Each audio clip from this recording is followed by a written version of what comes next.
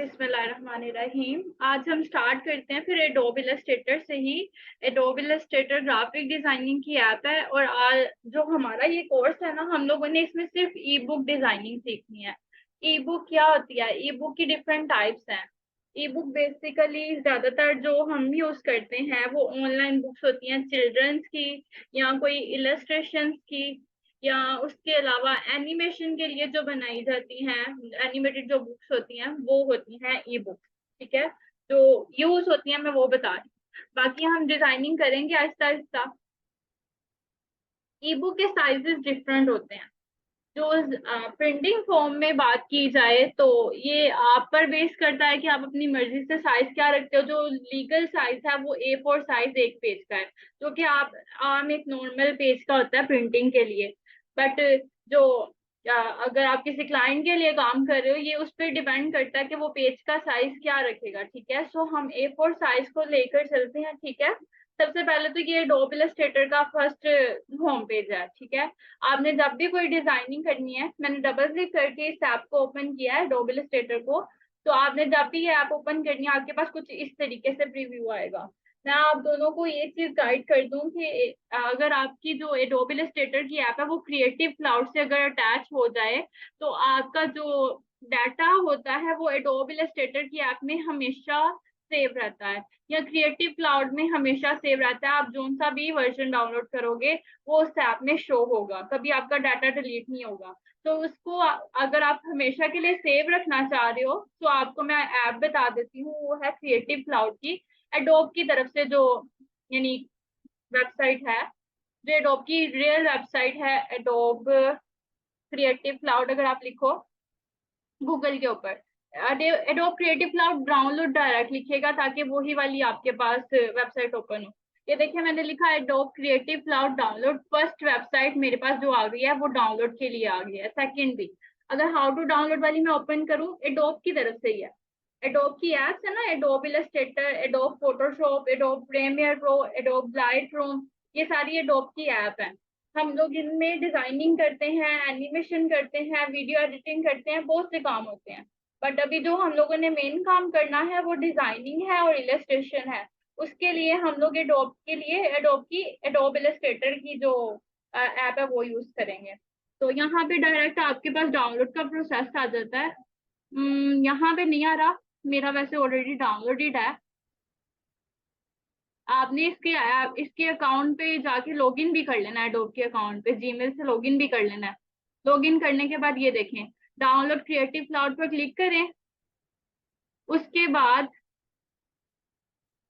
इसमें sign in भी कर लीजिएगा, एडोब की वेबसाइट पे जाके ना साइन इन भी कर लीजिएगा। मेरा ऑलरेडी साइन इन है, आपने यहाँ से आपके पास साइन इन का ऑप्शन आ रहा होगा। ये देखें ऑलरेडी ऑटोमेटिकली डाउनलोड स्टार्ट हो गया मेरा, तो मेरे पास ऑलरेडी डाउनलोडेड है। जिस तरह किसी आम ऐप को इंस्टॉल करते हैं उसी तरह आपने भी जो एडोब क्रिएटिव क्लाउड की ऐप है उसको इंस्टॉल कर लेना है। डाउनलोड्स में आके डबल क्लिक करके आपकी ऑटोमेटिकली इंस्टॉल हो जाएगी। आगे इसका कोई प्रोसीजर नहीं है डाउनलोड के स्टेप में, जस्ट आपने डबल क्लिक करना, आपकी ऐप इंस्टॉल हो जाएगी। ऐप इंस्टॉल होने के बाद आपके पास आएगी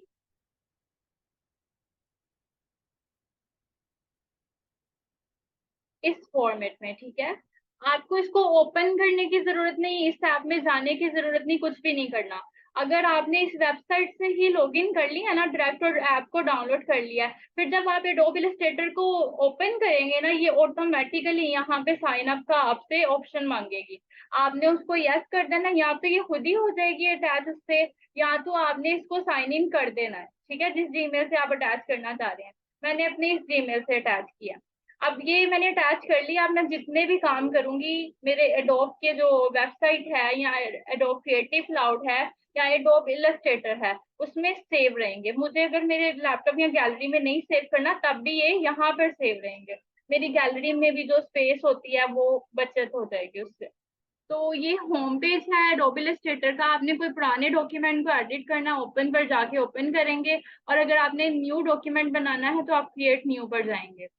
क्रिएट न्यू पर जाके मैंने अभी आपको बताया कि जो ई बुक है वो एक बुक साइज है। ठीक है, बुक साइज है। अगर प्रिंटिंग के लिए यूज किया जाए तो आप प्रिंट में जाएंगे, प्रिंटिंग के लिए नहीं भी हो रहा तो आपने प्रिंट में ही जाना है और यहाँ से A4 साइज ले लेना है, या जो आपको या लीगल साइज भी लिया जा सकता है, but A4 size printing purpose के लिए, बुक राइटिंग के लिए, ई बुक राइटिंग के लिए बेस्ट है।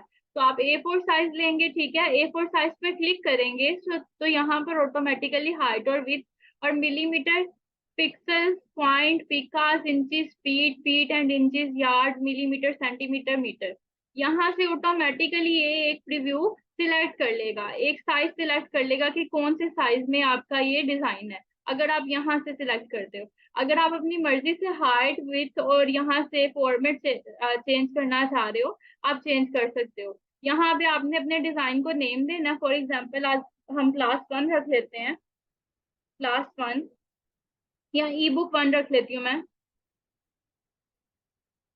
ई बुक 1 मैंने नेम रख लिया आज की क्लास का। और यहाँ पर कलर्स, इलस्ट्रेशंस में ज्यादातर RGB कलर यूज होते हैं, बट जब प्रिंटिंग की बात की जाए तो CMYK कलर्स यूज होते हैं, क्योंकि CMYK कलर्स में इंक कम यूज होती है प्रिंटर की। तो जब प्रिंटिंग की बात हो तो CMYK, और जब ऑनलाइन इलस्ट्रेशंस की बात हो तो आपने RGB कलर यूज करना है। अभी हम RGB कलर यूज करते हैं।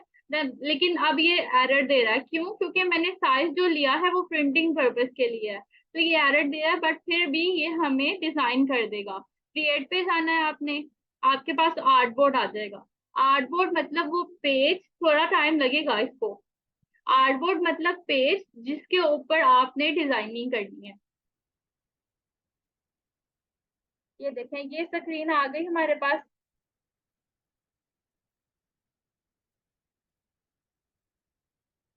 ये A4 साइज पेज है हमारे पास। यहाँ पे हमारे पास सारे टूल्स आ रहे हैं, और यहाँ पे हमारे पास आ रही हैं प्रॉपर्टीज।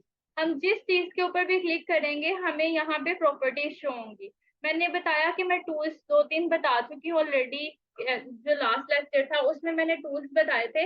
एक प्रॉपर्टीज के बारे में बताया था, शेप्स के बारे में बताया था, टेक्स्ट के बारे में मेरे ख्याल से बताया था, और सिलेक्शन टूल के बारे में बताया था। तो ये हमारे टूल्स हैं। ये मेन्यू बार है, यहाँ से हमने कोई भी एडिटिंग करनी है अपने पेज के साथ, अपने डिजाइन के साथ, तो यहाँ से करेंगे। ये हमारे टैबलेट है। अगर मैंने जैसे क्रोम के टैब्स होते हैं उस तरह से ये भी टैबलेट है। मैंने कोई न्यू फाइल ओपन करनी है या न्यू फाइल बनानी है तो ये नए टैब में आ जाएगी। मैं दोबारा से क्रिएट करती हूँ। तो जैसे क्रोम के टैब्स होते हैं उस तरह से यहाँ पे एडोबे इलस्ट्रेटर के भी टैब्स होते हैं। आप एट अ टाइम दो दो टैब्स में वर्किंग कर सकते हो। तो अभी हमें एक में काम करना है, तो मैं एक ही टैब ओपन करूंगी, क्योंकि आप इस पे जितना ये हैवी सॉफ्टवेयर है, जितना आप इस पर बर्डन कम डालोगे उतना ज्यादा बेहतर। बट आप इसको फ्रीली यूज कर सकते हो अगर आपके लैपटॉप की स्पेस आपके सॉफ्टवेयर से ज्यादा है। अच्छा, यहाँ पे टूल्स का मैं थोड़ा सा जिक्र करूँ तो सबसे पहले हमारा सिलेक्शन टूल है। सिलेक्शन टूल, आपने कोई भी चीज सिलेक्ट करनी है, इनफैक्ट आपने एक डॉट भी लगाया है, थोड़ी देर पहले लगाया था, बाद में लगाया, आपने उसको भी सिलेक्ट करना है। पहले आप सिलेक्शन टूल को सिलेक्ट करोगे, फिर आपने उसको सिलेक्ट करना है। अदरवाइज जो टूल सिलेक्ट है वो सिलेक्ट रहेगा। ठीक है, सिलेक्शन टूल को सिलेक्ट करने के बाद ही आप किसी चीज को मूव कर सकते हो। उसके बाद हम लोगों ने लास्ट लेक्चर में पढ़ा था शेप टूल। ये अगर आप इस पर राइट क्लिक करो, हाँ, एडोबे इलस्ट्रेटर के लिए यूज करने के लिए आपके पास एक्सटर्नल माउस होना जरूरी है। एक्सटर्नल मतलब पोर्टेबल माउस, जो वायर के साथ कनेक्टेड होता है या ब्लूटूथ के साथ आप कनेक्ट कर सकते हो। आजकल तो लेटेस्ट आए हुए हैं ना। तो क्योंकि हमें व्हील की जरूरत होती है, माउस के व्हील की जरूरत होती है, उससे हमारा जो एडोबे इलस्ट्रेटर है बहुत हद तक वर्किंग होती है उसमें। अच्छा, यहाँ पे मैं शेप्स की बात कर रही थी। अब यहाँ पर मैं अगर राइट क्लिक करूँ माउस से तो मुझे यहाँ पे बाकी शेप्स नजर आएंगी।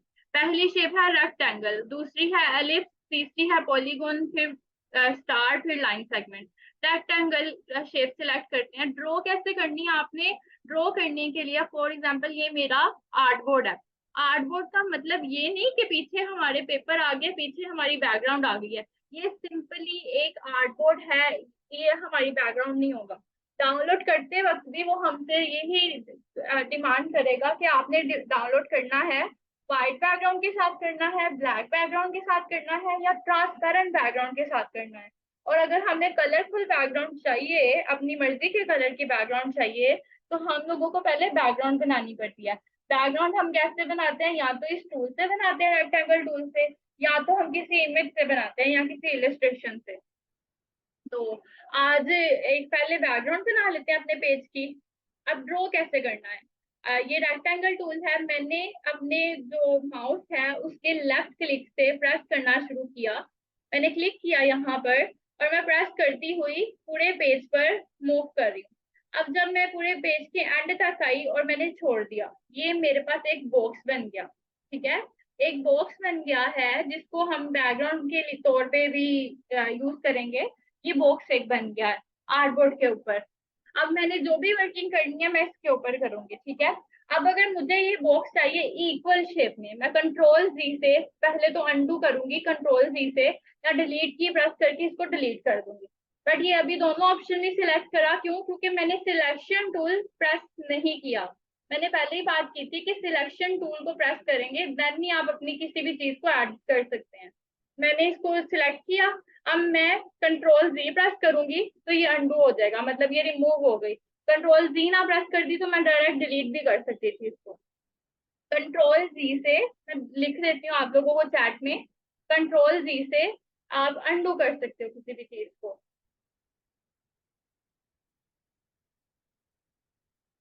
अंडू के लिए ठीक है, मतलब लास्ट मूव जो आपने किया है, जो भी प्रैक्टिस की है वो आप रिमूव करना चाह रहे हो, उसको रिपीट करना चाह रहे हो जो लास्ट मूव आपने किया था, तो उसके लिए आप अंडू की कंट्रोल जी प्रेस करेंगे। और अगर आप चाहते हो, ये तो मैंने रैंडमली यहाँ पे क्लिक करके ये पूरे का पूरा एक बॉक्स जैसे मुझे चाहिए था मैंने वैसे बना लिया।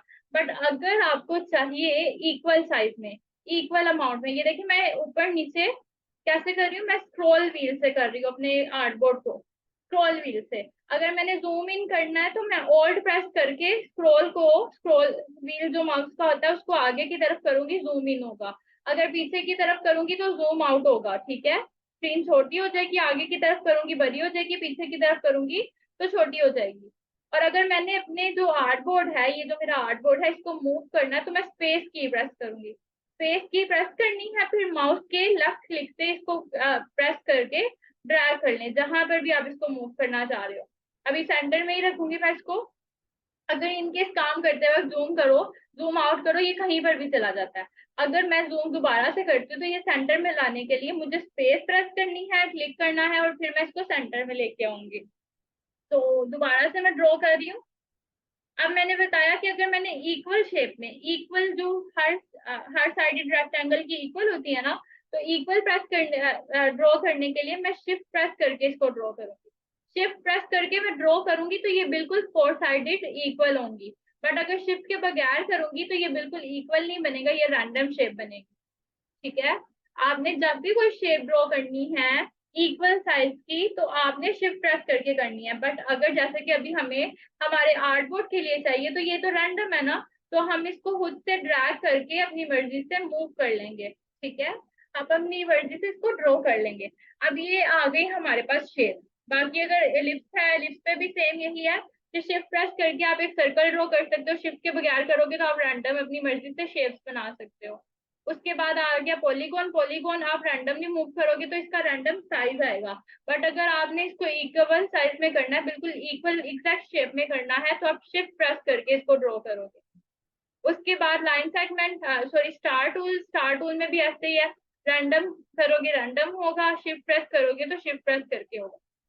Then line segment tool, line segment tool भी ऐसे ही, आप रैंडम मूव करने के लिए अगर यूज कर रहे हो तो आप रैंडम करो। बट अगर स्ट्रेट लाइन चाहिए तो शिफ्ट प्रेस करना है। शिफ्ट प्रेस करेंगे तो ये बिल्कुल स्ट्रेट लाइन देगा। ठीक है, ये सारे हमारे शेप टूल है। मैं जरा इन सबको डिलीट करती हूँ। मैं या तो कंट्रोल ए प्रेस करके सबको डिलीट प्रेस कर दूंगी, डिलीट की अपने कीबोर्ड से प्रेस कर दूंगी, या तो यहाँ से क्लिक करती हुई ड्रैग करूंगी सबको लास्ट तक, बिल्कुल लास्ट तक। ये मैंने सबको सिलेक्ट कर दिया। अब मैं डिलीट की प्रेस कर दूंगी, ये सब कुछ डिलीट हो जाएगा। इनफैक्ट जो पेज मैंने आर्टबोर्ड के ऊपर बनाया था वो भी डिलीट हो गया। अब दोबारा से मैं पेज बनाऊंगी। नेक्स्ट हम बात करते हैं पहले कलर्स की। इनमें कलर्स कैसे करने हैं, ये मैंने एक पेज बना दिया आर्टबोर्ड के ऊपर जो कि मुझे बैकग्राउंड के तौर पे चाहिए। बैकग्राउंड के तौर पे चाहिए, सबसे पहले तो कलर करने का तरीका जो है वो ये है। जो हमारा अंदर का कलर होता है किसी भी शेप के, वो होता है फिल। जो हमारा आउटर साइड पे होता है वो होता है स्ट्रोक। फिल अभी इसमें व्हाइट है, स्ट्रोक इसमें क्या है, स्ट्रोक इसका ब्लैक कलर का है। अगर आपको गौर से देखो तो आउटलाइन आपको नजर आ रही होगी, ये ब्लैक कलर का है। तो हमने पहले इसके फिल में कलर चेंज करना है। मैं इस फिल के ऊपर, ये फिल है, ये स्ट्रोक है, जिसमें आपने कलर चेंज करना है, आपको उससे पहले क्लिक करना पड़ेगा, उसको ऊपर आना पड़ेगा, फिर आप उसमें कलर कर सकते हो। जब आप कलर पर क्लिक करोगे आपके पास कुछ इस तरीके से भी बॉक्स आएगा, और अगर आप डबल क्लिक करोगे तो आपके पास इस तरीके से कलर पिकर आ जाएगा। ठीक है, यहाँ से हम कलर पिक करेंगे, बट पहले उसके ऊपर क्लिक करना है। और अगर आप चाह रहे हो कि आपने फिल और स्ट्रोक को एक दूसरे के कलर में स्वैच करना है, तो आपने इस वाले के ऊपर क्लिक करना है। ठीक है, स्विच करना है अगर आपने दोनों के कलर को, तो आप इस एरो पर क्लिक करोगे तो जो ब्लैक आपके आउटलाइन में था, स्ट्रोक में था, वो आपके फिल में चला जाएगा।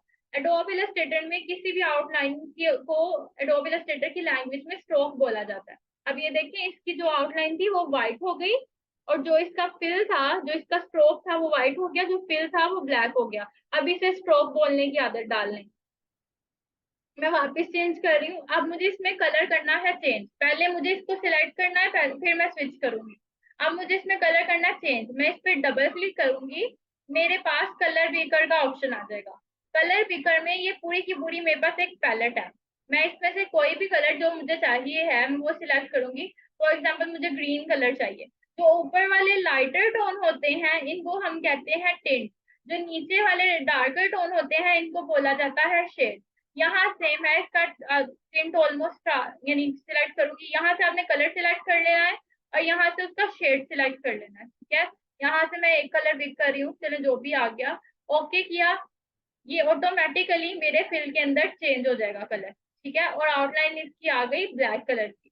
अगर मैंने स्ट्रोक पे भी करना है कलर तो मैं डबल क्लिक करूंगी, और मेरे पास मैं स्ट्रोक में यहाँ से कोई भी कलर सिलेक्ट कर लूंगी। फॉर एग्जाम्पल मैंने यहाँ से ऑरेंज टाइप करना है, ओके किया, मेरे स्ट्रोक में ऑरेंज टाइप कलर हो जाएगा। बट ये नहीं हुआ, क्यों? क्योंकि मैंने इसको सिलेक्ट नहीं किया। मैंने आपको बताया था कि एडोब इलस्ट्रेटर में आपने किसी भी चीज पर काम करना है तो पहले आपने उसको सिलेक्ट करना है सिलेक्शन टूल से। अब मैंने इसको सिलेक्ट कर दिया, मैं अब दोबारा से इसके ऊपर डबल क्लिक करूंगी, और यहाँ से कोई भी कलर सिलेक्ट कर लिया। फॉर एग्जाम्पल मैंने ऑरेंज किया था, मैं दोबारा ऑरेंज कर रही हूँ, ओके किया। अब ये देखें, इसमें ऑरेंज कलर हो गया इसके आउटलाइन में। मैं जूम कर रही हूँ, ये इसके आउटलाइन में ऑरेंज कलर हो गया। ठीक है, अब ये दोबारा सेंटर में आ गई इसके, फिर दोबारा से मुझे चेंज करना है।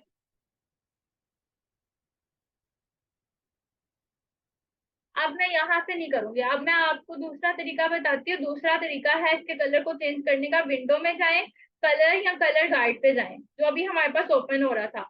ये हमारे पास कलर या कलर गाइड का पैनल है। आप कलर पर क्लिक करोगे तो हमें यहाँ पर वही कलर पैलेट जो कि यहाँ पर डबल क्लिक करने से आ रही थी, ये यहाँ पर हमारे पास ऑलरेडी मौजूद होगी। मैं यहाँ से भी फिल या स्ट्रोक को सिलेक्ट करके इनका कलर चेंज कर सकती हूँ। ये फिल है, ये स्ट्रोक है। फिल का कलर चेंज करना है अपनी मर्जी से, ये आईड्रॉपर टूल आ जाता है आपके पास ऑटोमेटिकली। आप अपनी मर्जी से कोई भी कलर सिलेक्ट करो। स्ट्रोक का कलर चेंज करना, स्ट्रोक का कलर अपनी मर्जी से सिलेक्ट करो। ठीक है, ये हमारे पास दूसरा तरीका आ गया, ये भी क्रॉस कर देती हूँ। अब थर्ड वे हमारे पास क्या है, मैंने बताया था कि हम जिस चीज पर क्लिक करेंगे हमें यहाँ पे उसकी प्रॉपर्टीज नजर आएंगी।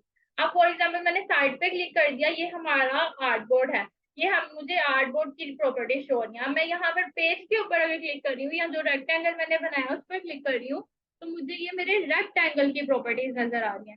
रेक्टेंगल की हाइट कितनी है, रेक्टेंगल की विड्थ कितनी है, रेक्टेंगल का फिल क्या है, स्ट्रोक क्या है, उसकी ओपेसिटी क्या है। ओपेसिटी का मतलब वो कितना ट्रांसपेरेंट है, वो कितनी हद तक आपको नजर आ रहा है, मतलब 100% नजर आ रहा है। मैं अगर इसकी ओपेसिटी कम कर दूंगी तो ओपेसिटी कम करने का मतलब है इसका शेड कम कर देना। फॉर एग्जाम्पल मैं इसमें ब्लैक कलर कर देती हूँ, यहाँ से स्विच कर देती हूँ इनके कलर को। मैं इसको ब्लैक कलर कर देती हूँ, ये देखिए मैंने इसमें ब्लैक कलर किया। मैं 100% करूँ तो ये ब्लैक कलर है, ये रेड तो शो रहा है, अच्छा रेड सिलेक्टेड है। मैं ब्लैक करती हूँ इसमें, ब्लैक मैंने सिलेक्ट कर लिया। अब मैं इसकी ओपेसिटी कम करती हूँ, ये मैं इसकी ओपेसिटी कम कर रही हूँ, ये ग्रे में कन्वर्ट होता जा रहा है। ठीक है, ये ग्रे में कन्वर्ट होता जा रहा है। ये 14% मैंने किया, ये बिल्कुल लाइटर टोन ब्लैक का आ गया। ठीक है, टिंट आ गया ब्लैक का।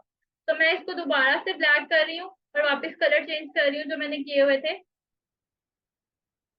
दोबारा से क्लिक करके स्विच कर रही हूँ, ये स्विच हो गए। अब यहाँ पर कलर हमें थर्ड में बता रही थी कि यहाँ पर हमने कलर चेंज करना है थर्ड मेथड से। तो यहाँ पे फिल है और यहाँ पे स्ट्रोक है। आप इस बॉक्स के ऊपर क्लिक करोगे फिल वाले, तो यहाँ पे कुछ आपको कलर्स नजर आ जाएंगे। अगर ये कलर्स नहीं आपको नजर आते तो आप यहाँ पे कलर पैलेट में जाओगे, यहाँ पे सेम वही कलर पैलेट आपके पास आ जाएगी। और अगर आपने स्ट्रोक में भी कलर करना है तो आप यहाँ पे स्ट्रोक पे कलर करोगे, यहाँ पे आपके पास कुछ कलर्स आ जाएंगे। अगर नहीं आते तो आप पैलेट में जाओगे और पैलेट से अपनी मर्जी का कोई भी कलर सिलेक्ट करके वो कलर कर दोगे इसमें। ठीक है, ये हमारा 3 तरीके थे जिससे हम कलर कर सकते हैं अपनी किसी भी शेप में, टेक्स्ट में, या जो भी हम इलस्ट्रेशन बनाते हैं उसमें। ठीक है, ये हो गया शेप बनाने का तरीका।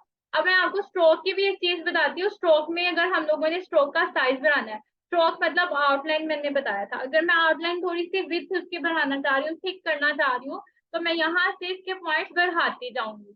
मैंने अपनी मर्जी से बनाने, अब ये 10 तक चले गए, मुझे यहाँ पे 50 तक चाहिए, मैंने 50 कर दिया, एंटर प्रेस किया, ये 50 तक चले गए।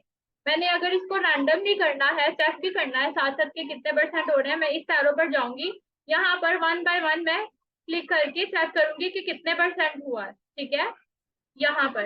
और अगर यहाँ से भी नहीं तो आप यहाँ पर क्लिक करके अपना जो माउस का स्क्रॉल व्हील है आगे करोगे तो साइज बढ़ता जाएगा, अगर पीछे करोगे तो साइज कम होता चला जाएगा। अब लाइन सेगमेंट की मैं आपको एक चीज बताती हूँ। ये लाइन सेगमेंट टूल जो मैंने आपको बताया था, मैं यहाँ से इसको क्लिक नहीं करना, क्लिक करके आपने बिल्कुल ड्रैग कर देना है। अभी ये देखिए मैंने इसका स्ट्रोक रखा हुआ था, लाइन जो है वो तो होती ही आउटलाइन है, तो इसका मैंने स्ट्रोक रखा हुआ था 56 कॉर्नर्स का, तो ये इसके ऊपर भी अप्लाई हो गया। मैं इसका काम कर देती हूँ, फॉर एग्जाम्पल मैं कर देती हूँ 10, मैंने 10 कर दिया, ये आ गया मेरे पास स्ट्रोक, सॉरी एक लाइन आ गई। मैं जूम करती हूँ, इसके ऊपर मैंने पहले क्लिक करना है, सिलेक्ट करना है, फिर मुझे इसकी प्रॉपर्टीज नजर आएंगी। यहाँ पे देखने लिखा हुआ है ऑब्जेक्ट टाइप लाइन। ठीक है, अब मेरे पास सिर्फ स्ट्रोक आ रहा है, फिर लाइन आ रहा है, क्यों? क्योंकि ये ऑलरेडी एक लाइन है, लाइन होती ही इस तरीके से है। अब यहाँ पे मैं स्ट्रोक में जा रही हूँ, स्ट्रोक में जाने के बाद अगर मुझे इसके कॉर्नर्स, इसके जो हेड्स है, मतलब ये इसका हेड है, ये इसकी टेल है, मैंने इसके हेड और टेल में कोई भी चीज ऐड करनी है, फॉर एग्जांपल एरो टाइप बना देना है इसको। ये देखें, मैंने इसके दोनों साइड पे कोई एरो बनाना है, ये इस साइड पे बन गया, अगर इस साइड पे भी बनाना है, इस साइड पे भी एरो बन गया। मैंने चेंज करना है अपनी मर्जी से, मैंने सर्कल ऐड करना, मैंने सर्कल ऐड कर दिया, यहाँ पे सर्कल ऐड करना है, यहाँ पे सर्कल ऐड। ठीक है, अगर मैंने फिर से चेंज करना है, मेरे पास ये देखें पॉइंटिंग साइन, दोनों साइड पे पॉइंटिंग साइन ऐड करना है, दोनों साइड पे पॉइंटिंग साइन ऐड हो जाएगा अपनी मर्जी से कोई भी। यानी फॉर एग्जाम्पल लास्ट जो हमारे पास है वो फ्लावर है, अगर मुझे फ्लावर ऐड करना मैं फ्लावर ऐड कर दूँ। यहाँ पे डिफरेंट शेप्स है, आप सारी शेप ट्राई कीजिएगा। सीजर भी है, अक्सर आप कोई पैकेजिंग डिजाइन बनाते हो उसके उसके ऊपर लगा होता है कि सीजर का साइन बनाता है कि आपने यहाँ से कट करना है, सेम ये उसके लिए ये सीजर का साइन यूज होता है। अब ये देखिए, ये सीजर का साइन उसके लिए यूज होता है कि आप यहाँ से कट करना स्टार्ट करें। और यहाँ पे एक और चीज है, स्ट्रोक में अगर आप जाएं आपको डैश लाइन का ऑप्शन नजर आएगा। अगर आप चाह रहे हो कि आपकी डॉटेड लाइन हो, मैंने अभी सीजर लगा दी ना आपको, आपने अक्सर पैकेट्स के ऊपर देखा होगा कि वो डॉटेड लाइन में या डैश लाइन में होता है। डैश लाइन में भी आपने पॉइंट्स अपनी मर्जी से सिलेक्ट कर लेना कि पॉइंट्स कितने चाहिए आपको। यहाँ पे 12 पॉइंट्स लिखा, मैं कम करती जाऊंगी, ये छोटे छोटे और छोटे छोटे होते जाएंगे, मैं ज्यादा करती जाऊंगी, ये और बड़े बड़े होते जाएंगे। आप अपनी मर्जी से इसको सिलेक्ट कर सकते हो, वो इसका साइज कम कर सकते हो, इसके कॉर्नर चेंज कर सकते हो। अभी तो ये सिर्फ हो गया सिर्फ डैश लाइन, और इसके कॉर्नर का मैंने बता दिया। बट अगर मैं दोबारा से एक लाइन ड्रॉ करूं, यहाँ से यहाँ तक एक लाइन ड्रॉ करूं, अगर मैं स्ट्रेट करना चाह रही हूँ तो मुझे शिफ्ट प्रेस करके ड्रॉ करनी है। ठीक है, मैं फिर से इसकी जो स्ट्रोक है उसका साइज 10 कर रही हूँ, मैंने 10 कर दिया। मैं ये बेसिक चीजें इसलिए बता रही हूँ क्योंकि ये आगे जाके हमें बहुत काम आएंगी एनिमेशन के टाइम पे। कंट्रोल जी से हम अंडू कर सकते हैं, तो मैंने पीछे वाली शेप को थोड़ा सा चेंज कर दिया था, हिल गई थी मुझसे, तो मैंने कंट्रोल जी प्रेस किया। अब मैं इस लाइन को सिलेक्ट कर रही हूँ, स्ट्रोक पे दोबारा मैं जा रही हूँ, तो यहाँ पे आपको यूनिफॉर्म का ऑप्शन नजर आ रहा है। यूनिफॉर्म का मतलब है कि आपको आपकी शेप किस तरीके से चाहिए, ठीक है। सबसे पहला है विड्थ प्रोफाइल। ये देखें, मैंने इसकी विड्थ बढ़ा दी, मैं स्ट्रोक थोड़ा बढ़ाती हूँ। ये देखें, ये इसकी विड्थ चेंज हो गई, ये इस शेप में आ जाएगी। जितना मैं इसकी विड्थ बढ़ाती जाऊंगी ये उतना ओवल होता चला जाएगा। दोबारा मैं एक शेप ड्रॉ कर रही हूँ, एक लाइन ड्रॉ कर रही हूँ, शिफ्ट प्रेस करके इसकी भी मैं विड्थ बढ़ाती हूँ। चले, मैंने इतनी विड्थ बढ़ा दी इसकी। दोबारा से मैं यूनिफॉर्म में जा रही हूँ। नेक्स्ट अगर आप करो तो ये देखें, ये रैंडम है। फॉर एग्जाम्पल मैंने यहाँ पर एक बॉक्स बनाया। ये सिर्फ हम अपनी लाइन टूल के लिए नहीं, किसी भी टूल के लिए आप ये चीज यूज कर सकते हो। मैं इसकी जो विड्थ है वो कम करती हूँ, 10 कर दी। ये बॉक्स की आउटलाइन है, जो स्ट्रोक है वो कम कर दिया। और दोबारा मैं इसके यूनिफॉर्म पर गई और मैंने ये सेकंड वन सिलेक्ट किया। तो ये देखें, ये डिफरेंट किस्म का डिजाइन बना देगा। ये हर चीज की जो स्ट्रोक है उसके लिए यूज होता है, आप इसे डिफरेंट डिजाइन बना सकते हो। दोबारा से मैं एक लाइन ड्रॉ करती हूँ, बाकी हम देखते हैं।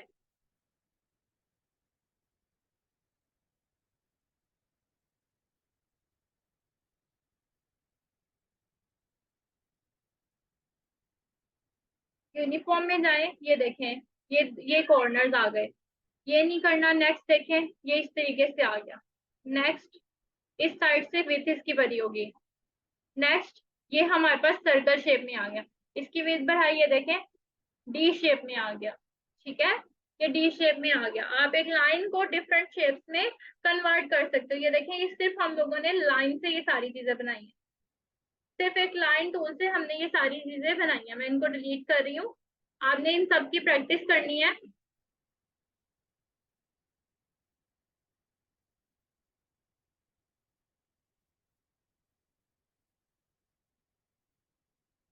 ये हमारे पास आ गई थी शेप्स। अब नेक्स्ट बारी है टेक्स्ट टूल की, जो कि मैंने कल बताया था, बिल्कुल शेप टूल के बिल्कुल नीचे है टेक्स्ट टूल, या इसको टाइप टूल भी बोला जाता है। मैं स्क्रीन पर कहीं पर भी क्लिक कर दूंगी, ये मुझे एक छोटा सा टेक्स्ट बॉक्स बना देगा। अगर मैंने इसको सिलेक्ट करना है, एडिट करना, तो पहले मैं सिलेक्शन टूल पे जाऊंगी, देन मैं इसको सिलेक्ट कर सकती हूँ। अभी ये बहुत स्मॉल है मेरे पेज के अकॉर्डिंगली। मैं शिफ्ट प्रेस करके इसका साइज कॉर्नर से बढ़ाऊंगी। शिफ्ट प्रेस करके नहीं बनाना। अगर आपको लगता है शिफ्ट प्रेस करने से इसका साइज खराब हो गया है, आप कंट्रोल Z करो, ठीक है। और यहाँ से अपनी मर्जी का सिलेक्ट कर लो, या एरो पर क्लिक करके यहाँ से अपनी मर्जी का साइज सिलेक्ट कर लो। मैंने 72 किया, इसको सेंटर में लेके आई। ये मेरे पास टेक्स्ट आ गया।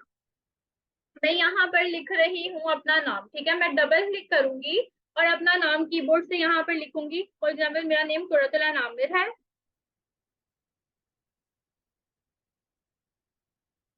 ठीक है। ये मैंने टेक्स्ट लिख दिया,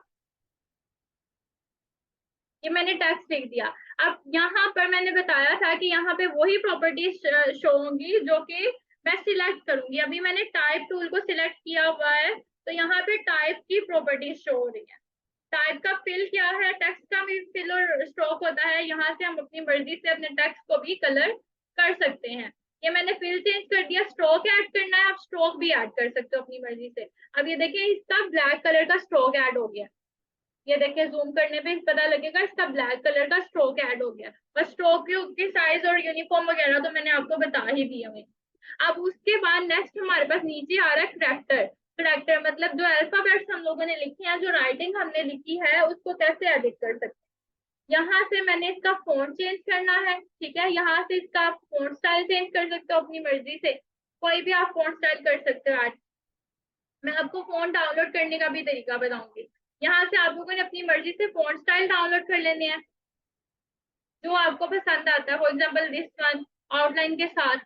यहाँ से आपने सिलेक्ट करना है कि वो रेगुलर है या बोल्ड है। हर टेक्स्ट के ऊपर नहीं शो होता, किसी किसी टेक्स्ट पे शो होता है। फॉर एग्जाम्पल ये मैंने सिलेक्ट किया, यहाँ पे भी रेगुलर है। कोई और सिलेक्ट करते हैं, इसको सिलेक्ट किया, ये देखें, regular, bold, italic, bold, italic. अपनी मर्जी से हम ये टेक्स्ट सिलेक्ट कर सकते हैं।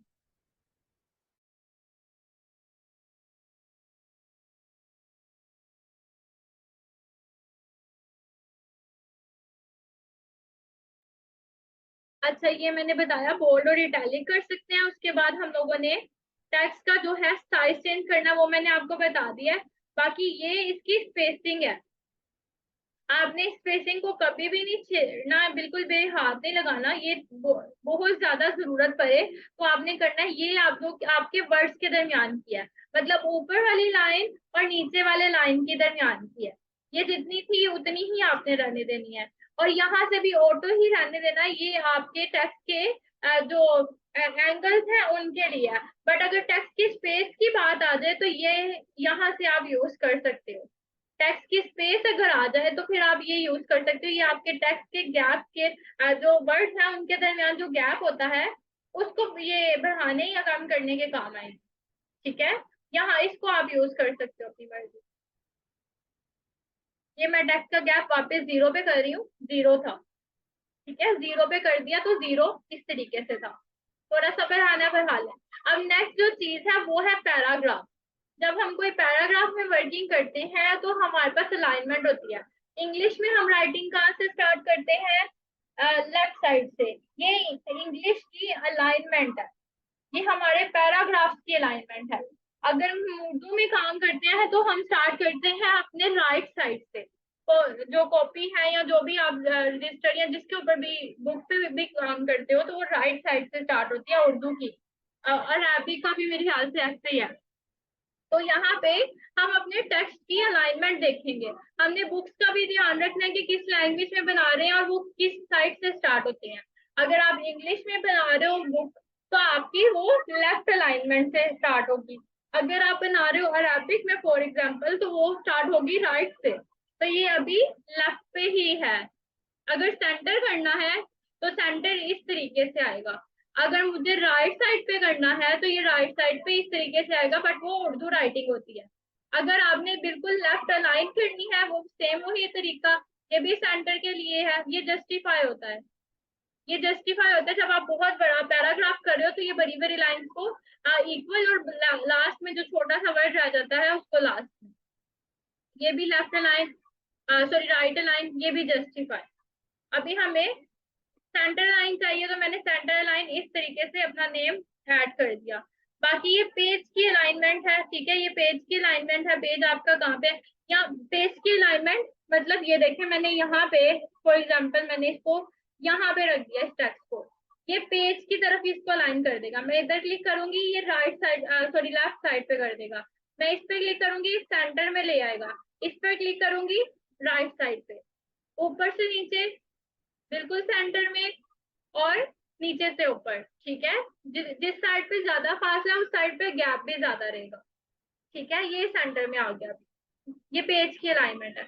बाकी नीचे क्या रह गया? बाकी रह गया है अरेंज और क्रिएट आउटलाइन।